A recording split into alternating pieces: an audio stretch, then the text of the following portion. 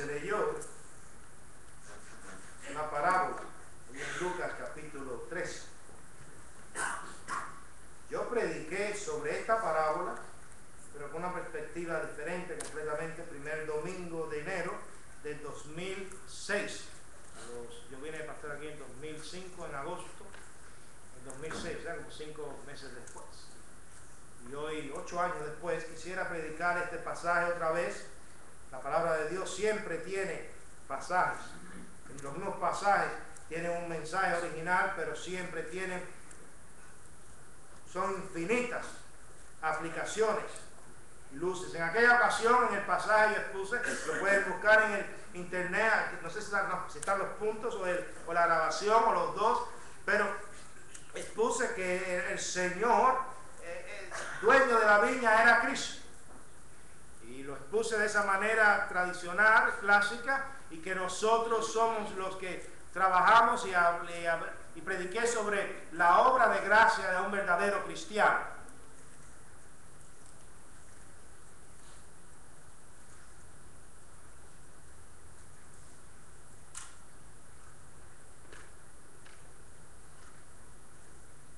Pero hoy quisiera exponerlo de otra manera, lo cual es más literal al texto, al contexto, más una interpretación que no es el estilo más clásico, donde el Señor que viene a ver la planta, el Señor de la viña, es Dios, y Cristo es el viñador, y nosotros somos las plantas. Digo en plural porque somos muchos, representamos la planta de higuera. Y ahí había un pecado que el Señor Jesús quería que sus oyentes, que sus discípulos y que aquellos que estaban allí entendieran una vez más ya acerca de los últimos días. El pecado del orgullo, el pecado de la vanidad, de que ellos pensaron que eran, como se reconocía al pueblo de Israel, la gran higuera, teología del Antiguo Testamento. Y qué sorpresa tan chocante para ellos, porque ellos sí entendieron la parábola aquella.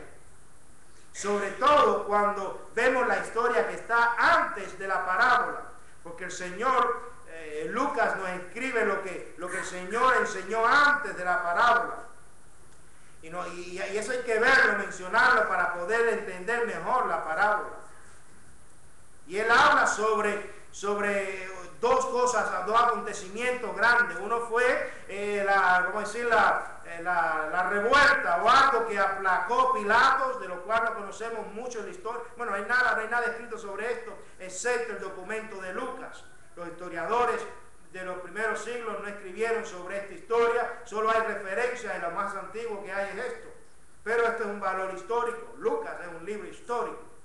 Y nos cuenta que Pilato parece que frenó una revuelta, algo, y mataron a muchos galileos y muchas personas, y la sangre, lo expresa la Biblia. Y voy a leer el versículo 1. En este mismo tiempo estaban allí algunos que les contaban a Jesús lo que había pasado acerca de los galileos cuya sangre Pilato había mezclado con los sacrificios de ellos. Había habido una revuelta, parece, y él aplacó aquello.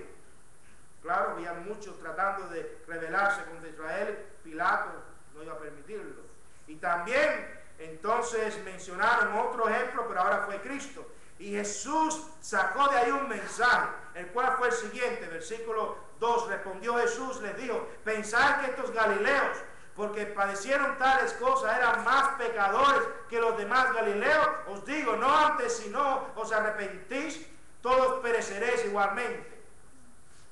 Cambió la historia, la moneda, todo se lo regresó a ellos para darles un mensaje de que ellos eran pecadores y que ahí había un pecado, el pecado de no arrepentirse. Y les puso una ilustración más, o aquellos 18 sobre los cuales cayó la torre en Siloé. No conocemos esa historia excepto por lo que dice la Biblia. Parece que una torre cayó y mató a 18 personas. ¿Pensáis que eran más culpables que todos los hombres que habitan en Jerusalén? Esa era la teología de los judíos. Si alguien experimentaba atravesaba un accidente, moría alguien o nacía alguien enfermo, como el famoso ciego, aquel que Jesús sanó. Si algo pasaba, un paralítico o lo que fuera, es por los pecados de alguien. No, o el ciego, aquel es el pecado de sus padres, quien pecó es su padre. No. Os digo, dijo el Señor, no antes, si no os arrepentís, todos pereceréis igualmente. Y entonces contó una parábola para que ellos entendieran que ellos, como no se arrepentían, estaban allí estancados, como una planta en una higuera, pero que Dios, el dueño, vino a visitar y a buscar fruto. Y Cristo, el viñador, y fue el intercesor, intervino para que no cortaran la planta. Y pidió un año más, y ahí es donde caemos hoy, un año más, para ver si aquella planta daba fruto. Y aquí es donde está nuestro mensaje hoy en esta mañana. Un año más, porque Dios quiere fruto. Pero viene un tiempo donde la gracia de Dios no va a existir más cuando termine todo. Como prediqué el último sermón del domingo del año pasado, viene un tiempo donde se va a acabar el tiempo, y lo prediqué, y hay que arrepentirse. Y viene un tiempo, como dije, el fin de año, también lo recalqué otra vez, viene un tiempo donde ya no va a haber más gracia de Dios. Es ahora. Es ahora. Y esas nuevas personas no entendían. Así que con esto en mente, oremos para que el Señor nos enseñe de esta parábola. Señor, venimos ante ti para que tu mano de gracia sea sobre nosotros. Que en esta mañana podamos entender una vez más y aprender una vez más sobre esta parábola tan hermosa, Señor. Gracias por estas palabras de nuestro Señor Jesús. Gracias. Llevemos en nuestros corazones, seamos no solo oidores, Señor, sino hacedores. En el nombre de Jesús. Amén. Un profesor que yo admiro mucho, el Dr. Pratt, Richard Pratt, él, cada año de su dinero se va de vacaciones una semana y pico, si puede 2, a un país siempre diferente donde necesiten que es de conferencia o algo. Él es el que se lo paga todo y va. Y nos contaba en una ocasión que cuando fue a Siria y estuvo por varias zonas de ahí de los países alrededor ahí de Siria, era interesante que el traductor, cada vez que llegaba a una esquina, a algún lugar, le enseñaba, le apuntaba, mira, eso fue un templo, una iglesia cristiana. Y seguían en las calles, en los pueblos, en las ciudades. Mira, aquella fue otro templo, una iglesia más. Mira, aquella otra también. Y hoy en día, ¿saben quién son? ¿Qué son? Mezquitas. Hubo un tiempo en la historia que el cristianismo dominó toda esa área, todos esos países. Pero vino un tiempo en que el Señor cortó la fe de esa zona. Y otras naciones tomaron las tierras, y otras religiones satánicas, como el libro del Corán, tomaron esas tierras. Y lo que un día fueron iglesias cristianas, son hoy mezquitas. Y eso a mí nunca se me olvidó.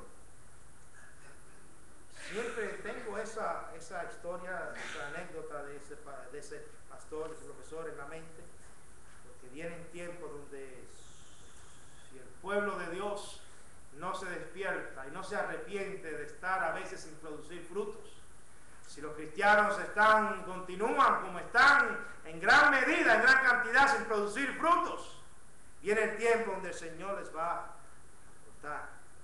Y vamos a tener solamente una historia y un pasado. Vamos a ser menos y cada vez menos hasta que Cristo venga. Pero no importa, hay algo bueno en esta parábola que ha de darnos estímulos, ánimo para poder tener un buen año produciendo frutos. Entonces solamente tengo, y aquí tienen que decir amén, solamente tengo 2 puntos. Sé que algunos no lo creen, pero 2. Claro, como 10 subpuntos en cada uno. No es así. 2 puntos. Así que va a ser fácil recordar. Nosotros somos, y nunca olviden esto, para empezar, una inversión de Dios. Cuenta la parábola que la higuera aquella era una inversión de Dios. ¿Y cómo sé yo eso?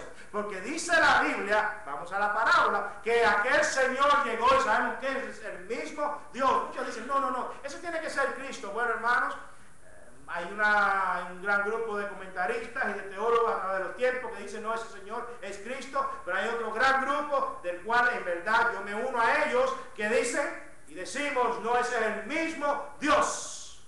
Y él estaba hablando a Israel, y la higuera era Israel, y ellos entendieron aquello, porque teológicamente el pueblo de Dios se conocía así como una higuera. Y cuenta la palabra de Dios que aquel Señor vino a ver su inversión, vino a ver el viñar, vino a ver las matas de uvas, etc. Pero en ese viñar, que era un lugar preparado, los lugares esos los preparaban bien, con la mejor tierra, con cercados de piedras para que no entren las zorras, como explica la famosa poesía de Eclesiastés, no, perdón, de Cantares, zorras pequeñas. Y como vemos en otras historias en la Biblia, prepararon bien los terrenos, todavía lo hacen hoy en día. Y en una esquina de ese terreno, parece que en una esquinita allí, había una planta especial, una higuera. No tenía que estar allí, pero parece que esa planta era especial, por cierto.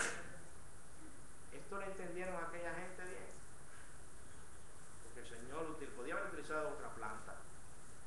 Había otras plantas en la historia del pueblo de Israel, otras plantas famosas.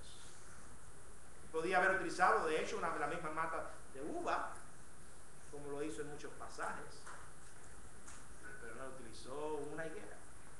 Y ellos sabían que estaba refiriéndose al pueblo de Dios. El Señor vino a visitar su viña, vino a ver cómo estaba la situación y se encontró aquella planta, y dice la parábola que por 3 años el Señor había estado viniendo para chequear, para observar la planta y sobre todo para buscar ¿qué?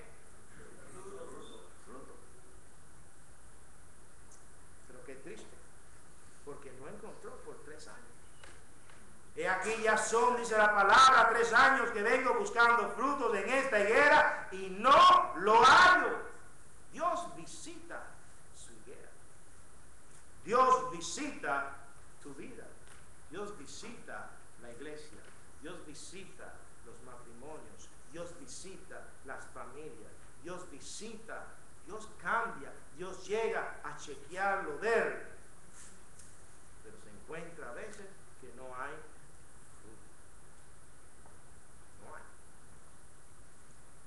Vemos personas a veces de iglesia, en las iglesias, ahí calentando los bancos, y a veces personas llenas de dones, de talentos.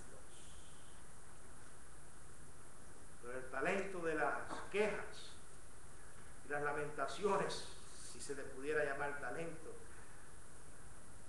sobresale más que del servicio, más que del amor a Cristo, a nuestro Señor, más que del amor a la obra del Señor, más que del amor al avance del reino de Cristo. Sobresale y hace que no produzca fruto. Y cuenta la palabra de Dios que había algo peor. Bueno, el Señor le dijo, córtala. Pero había algo en esta higuera, estaban utilizando la tierra, y ahorita vamos a hablar de ese detalle, porque algunos ni producen, ni dan fruto, ni dejan producir. Hermanos, amada iglesia de West Palm Beach, yo quiero en este primer sermón de este año, al preparar mi lista de temas del año, mi calendario de sermones, mis programas, los libros, los temas de teología que voy a dar, los libros de la Biblia que voy a predicar, los temas de la familia que voy a dar, viendo varias cosas, quise comenzar hoy con este tema,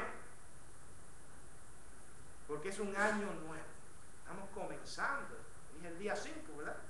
5. Y muchos hicieron compromisos donde quiera que estuvieron, o aquí o en algún lugar, no sé. Yo no soy de los que creen mucho en los compromisos, porque yo siempre los rompo. Yo siempre digo, este año prometo no hablar mal del presidente, y a las 12 minutos lo violo. Pero me acuerdo de mi compromiso con el Señor, voy a orar por él todos los días, lo cual estoy haciendo. O sea que es un ejemplo, algo chistoso, pero y feo a veces porque es política, pero es algo que estoy abriendo el corazón y diciéndolo. Todo el mundo hace compromisos, los viola, los olvida. Pero yo quiero dar darles estímulos, darles palabras de aliento, a que cualquier cosa que sea, ustedes procuren dar fruto, porque el Señor visita. Muchos quieren bendiciones, quieren experimentar las bendiciones de Dios. Dicen, ¿qué es lo que pasa? Que no recibo. Y lo poco que recibo lo pierdo. Bueno, es que el Señor te da y te da, pero eres una higuera que no produce. Pero Dios es drástico. ¿Por qué? Dios es drástico porque en su inversión Él es inteligente. Le vamos a enseñar a Dios sobre inversiones, sobre economía. No, Él sabe. Él sabe. Él sí sabe lo que es un sistema que produce dinero, que produce bendiciones. Él sí sabe. Y con esto no estoy predicando este evangelio de la prosperidad venenoso que anda por ahí. No, Dios sí sabe. Y como Él sabe, entonces dijo, por tanto, córtala. La palabra de Dios nos es bien clara. Dios es amor. Sí, Dios es amor. Pero también es fuego consumidor. Y la palabra dice que horrenda cosa es caer en manos de un Dios vivo. Los grandes avivamientos, que me encanta mencionarlos siempre. Y yo sueño con que un día antes de yo morir yo pueda ver. Tengo 42 y Dios mío se me lleva a los 60, 65, no sé cuándo. Antes cuando quiera, pero quisiera ver uno de verdad, como esos que yo leo. Quisiera ver uno de esos de verdad. No de shows de la televisión, uno de esos, de los que están en los libros. ¿O es que era mentira? ¿Por qué no resultan otra vez? Es que había un secreto en esos tiempos de esa historia. Había arrepentimiento y había obediencia. Queremos vivir vidas cristianas sin arrepentimiento. Y esa es la historia esta. Las historias que el Señor contó, las dos, la de Pilato, la de la torre y la parábola. Tenía que haber arrepentimiento. ¿Usted quiere ser utilizado por Dios? Usted tiene que arrepentirse de estar en la tierra sin producir frutos, ocupando espacio y tiempo. Horrenda cosa caer en las manos del Dios vivo. Hebreos 10:31, a veces se nos olvida eso, lo predicamos, lo decimos, pero se nos olvida.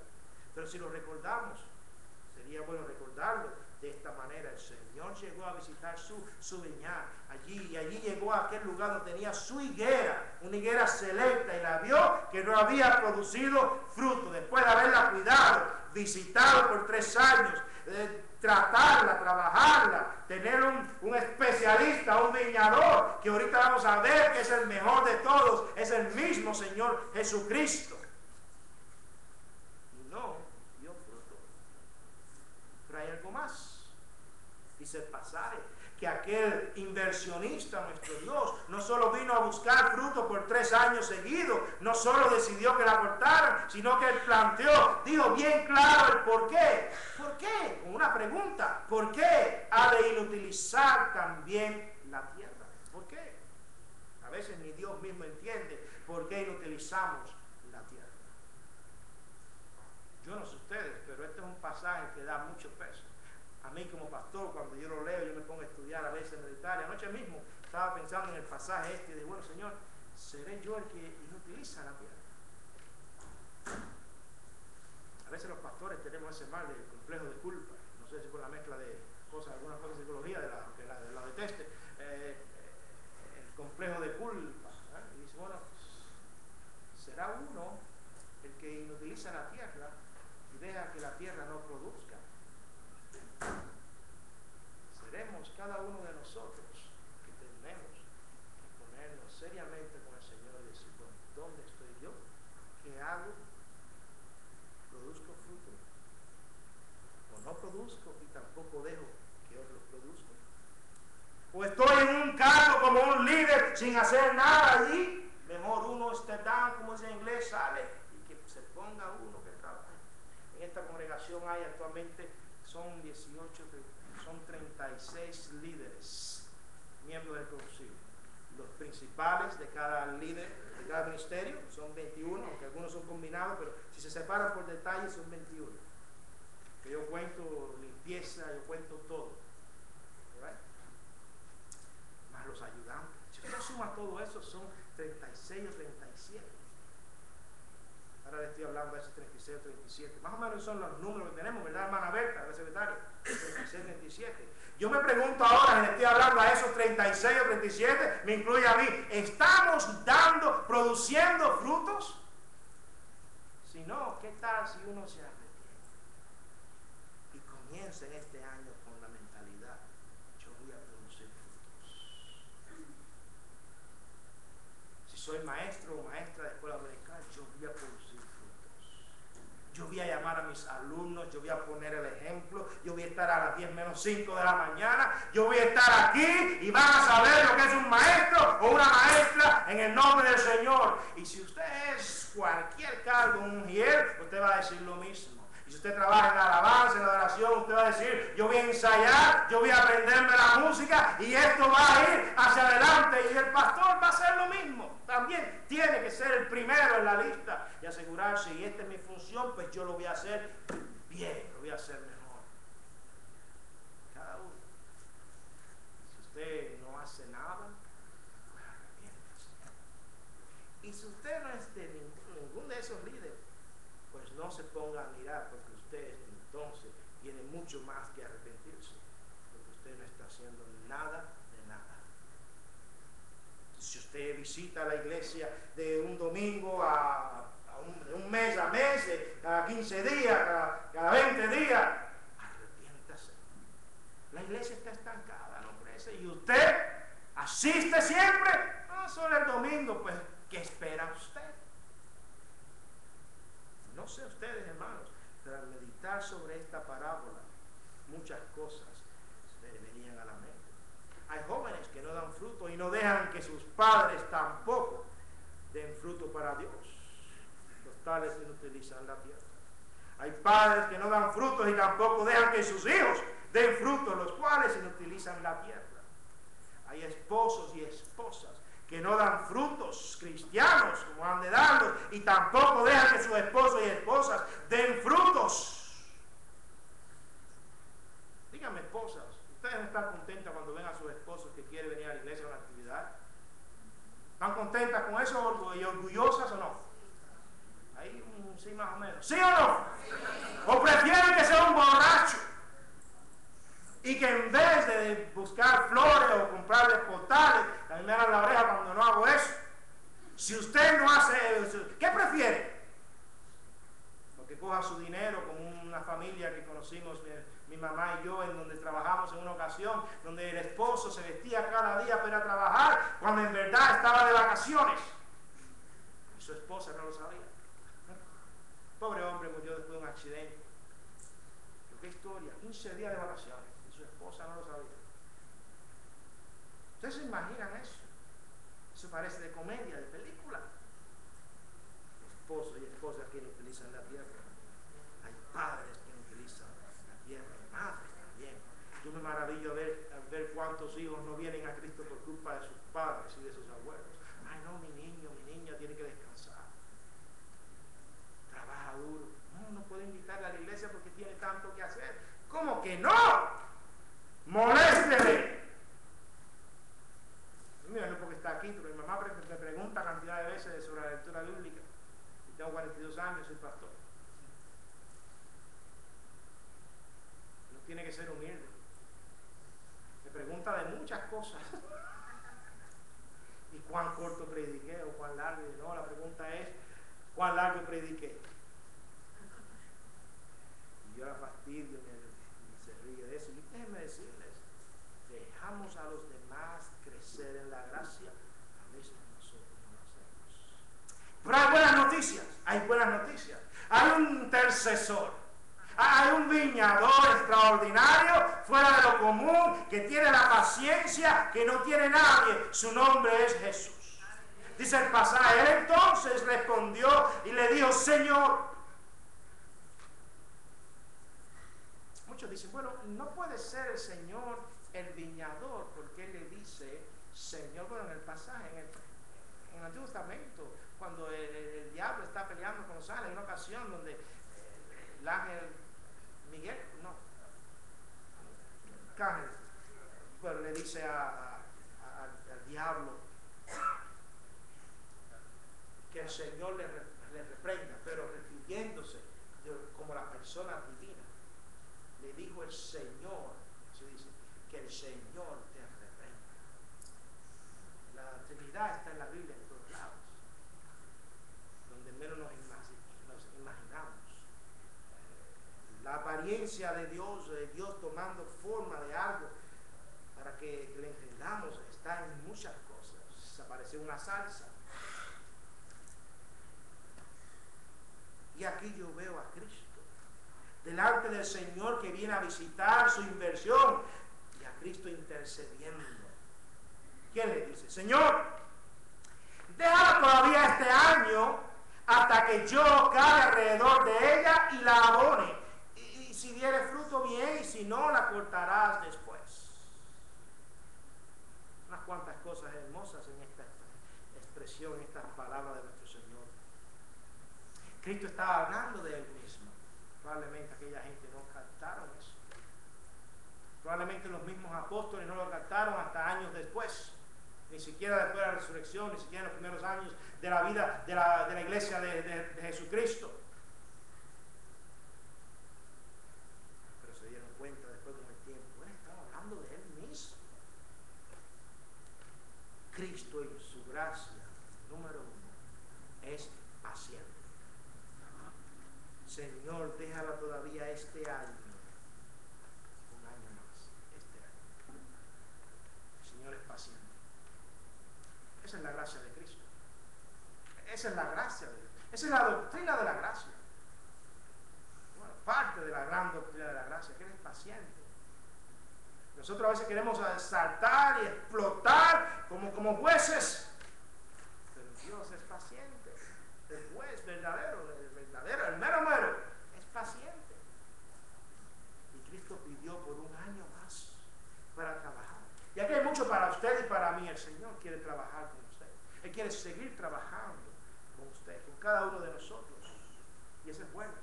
Si usted se siente desanimado, no se desanime. El Señor está trabajando con usted. El Señor está obrando para que algo bueno salga. Él está trabajando, pero lleva la paciencia. Él es paciente. Pero hay que parar que un día se va a acabar esa paciencia, como Él mismo lo dice. Cristo en su gracia trabaja. Déjame cavar más la tierra. Quizás, Señor, la culpa es mía. Déjame cavar un poquitico más. Aunque a veces el Señor se pone a cavar en la vida nuestra y no encuentra mucho. No hay mucho espacio. El Señor necesita cavar en los corazones nuestros y abonar. Porque Cristo en su gracia nos da más de su gracia. Él abona. Déjame cavar un año más y echar más abono. Oh, el Señor da más abono, más oportunidades. ¿La acepta usted? ¿Está usted pensando en esto? ¿Usted sabe cuántas personas viven la vida, van año tras año y olvidan que el Señor está trabajando en su vida? No dejan que el Señor les cambie. Están así. Pero si usted quiere vivir un buen año, déjeme decirle, deje que el Señor trabaje en su corazón. El himno que cantamos para empezar el sermón es: o deja que el Señor en su espíritu, deja que el Espíritu obre en ti. Es lo primero que el Señor hace. La obra del Espíritu comienza a trabajar en uno. Deja que trabaje en ti, no la frene. Nosotros a veces frenamos la obra del Espíritu. ¿Sí o no? No, eso no es posible.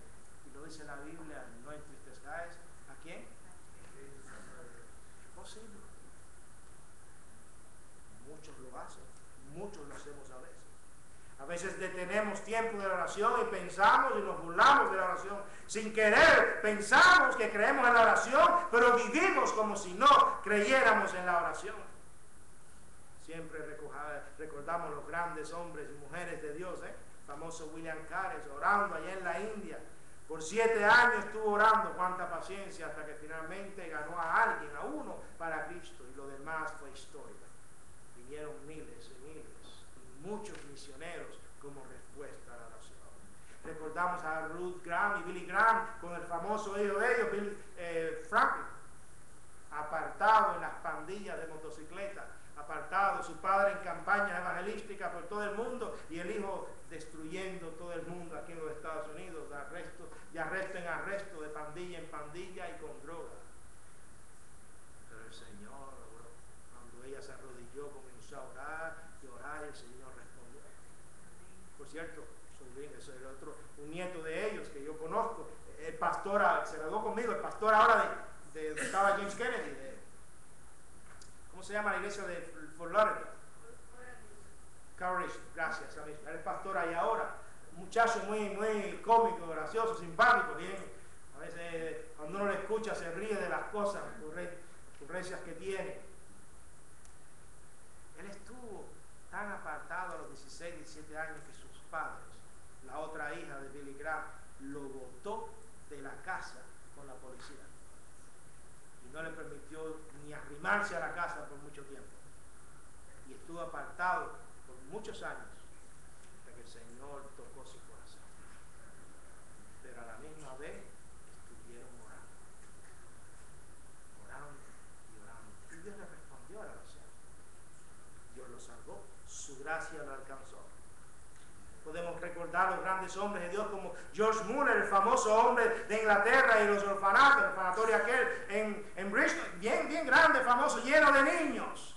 Oraciones de fe, y las grandes mujeres de Dios como Elizabeth Elliot allá en América del Sur, orando. Dios respondió, la obra los Outcasts, Dios la respondió. Podemos ver muchas cosas así, y mi pregunta es, ¿y usted es parte de ese espíritu de oración? Porque eso es lo que el Señor quiere. Él quiere trabajar en su vida, pero gente que esté relacionadas con Él. También Dios nos da la lectura bíblica. Y en este primer día, de este primer domingo del año, yo quiero exhortarles, porque la gran pregunta es, ¿cuánto usted ha leído? Como se preguntó hoy, si usted hace un survey, muchos van a pasar la vida con la palabrita no leí la Biblia. ¿La leyó esta semana? No. ¿Qué leyó? Salmo 150, Salmo 117, Salmo 117, con razón hay vidas frías, porque la palabra de Dios no solo se resume a los salmos. El que lea los salmos solamente pierde mucho. Por eso es que hay tantos cristianos chismosos. ¿Saben por qué? Porque están leyendo los salmos, es verdad que enseñan, pero olvidan lo que Cristo enseñó sobre la lengua, lo que el apóstol Pedro y Pablo enseñaron. Todos de salmos no crecen en la gracia. Oh, hermanos, el don del año. Yo creo que esta parábola tiene mucho que decir. ¿Por qué? Porque el Señor pidió un año más para acabar y para dar más y abonar. Y finalmente le dijo al Señor, al bueno, al inversionista, y si no da fruto, ¿qué dice? Bueno, córtala. Si da fruto, bien, si no, córtala. Les voy a decir algo que es interesante sobre la traducción aquí del griego, porque es interesante. En verdad es una oración incompleta. El texto es como si dijera, si da fruto, y no continuó la oración, y después dice, córtala. Es como dice un comentarista, profesor mío, que es maestro de griego, es como si el Señor se le hubiese hecho un nudo en la garganta y le hubiese dicho, bueno, Señor, si da fruto, y se quedó ahí como con un nudo en la garganta, y si no, córtala, porque a Cristo le duele. El Señor siente por la obra. Quiera Dios que entendamos esta parábola. Esta no es una parábola de Juan 3:16, un pasaje de ser bueno y amar a Cristo, y a los que aman a Dios todas las cosas les ayudan a bien. En Romanos 8:28, esta no es una parábola de Filipenses 4:13, o sea, no son parábolas, no es un pasaje bonito de que todo lo puede en Cristo que me fortalece. Esto es una palabra fuerte, donde si no damos fruto, viene el día de la visitación, viene un momento donde nosotros vamos a encontrarnos estancados, donde ni el mismo Dios Dios va a querernos cortar. Pero gracias a Dios por su Hijo, el gran intercesor. Un año más. ¿Quisiera usted darle al Señor un año más? ¿Quisiera usted vivir esa vida cristiana un año? De verdad. Consagrarse un año, pero de verdad. Si lo hacemos, vamos a gozar de muchas bendiciones, de muchos frutos. Va a pasar. Porque el Señor es un buen trabajador. Y Él sabe trabajar la tierra, Él sabe cavar, Él sabe abonarla. Pero recuerden, también dice, si da fruto, pero si no, córtala. Él es obediente. Volviendo al sermón originalmente, antes de ir a la cena, esta es una parábola de arrepentimiento. ¿Y de qué nos vamos a arrepentir? Nos vamos a arrepentir de no dar fruto. Cada uno piense mientras estemos en la cena hoy, pido a los diáconos que pasen al frente. Mientras estemos en la cena, piensa en eso. Este ha sido un año donde usted dio fruto. Si no, arrepiéntase. Pídale perdón a Dios. Porque el Señor quiere fruto. Dios quiere venir a visitar nuestras vidas. Él quiere darnos bendiciones. Él quiere darnos de todo. Él quiere encontrar frutos. ¿Qué es lo que le encuentra, señora?